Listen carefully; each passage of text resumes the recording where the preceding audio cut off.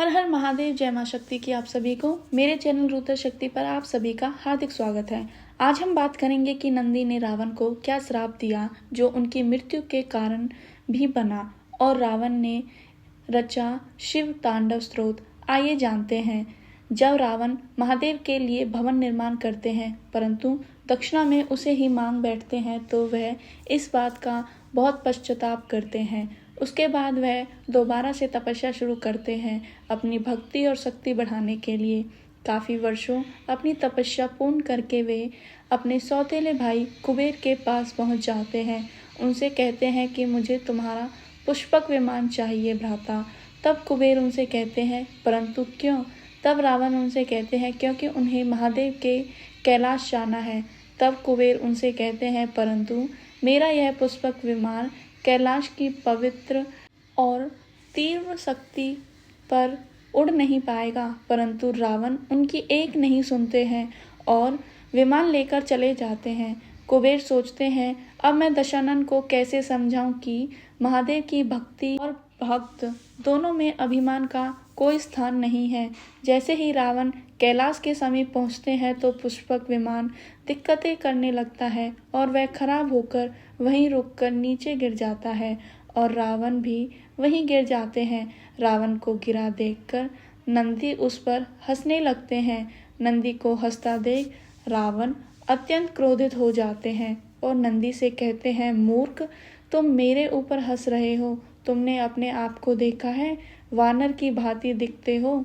मूर्ख, बैल होने के साथ साथ तुम्हारी बुद्धि भी बैल की ही भांति है। अगर तुम महादेव के सेवक नहीं होते तो मैं तुम्हें अभी भस्म कर देता, मूर्ख वानर। तब नंदी अत्यंत क्रोधित हो जाते हैं और रावण से कहते हैं कि तुम्हें बहुत घमंड है ना दशानन अपने ऊपर, अपनी भक्ति और शक्ति पर तुम ये नहीं जानते कि महादेव की भक्ति में अभिमान या घमंड का कोई भी स्थान नहीं है। और आज मैं तुम्हें यह श्राप देता हूँ कि एक वानर ही तुम्हारे अंत का कारण बनेगा। परंतु रावण नंदी से कहते हैं मेरा अंत कौन करेगा? मेरा अंत तो दोस्तों नंदी का श्राप रावण को लगा था क्योंकि हमारे हनुमान जी एक वानर ही हैं जिन्होंने पूरी लंका जलाकर राख कर दी थी और हनुमान जी के माध्यम से ही श्री राम लंका और उसके रहस्यों के बारे में जान पाए थे और यह भी जान पाए थे कि माता सीता वहाँ पर हैं। इसके बाद आइए शिव तांडव स्तोत्र की कहानी के बारे में जानते हैं। नंदी का श्राप सुनकर रावण नंदी से कहते हैं कि मैं आज महादेव को अपने साथ लेने आया हूँ।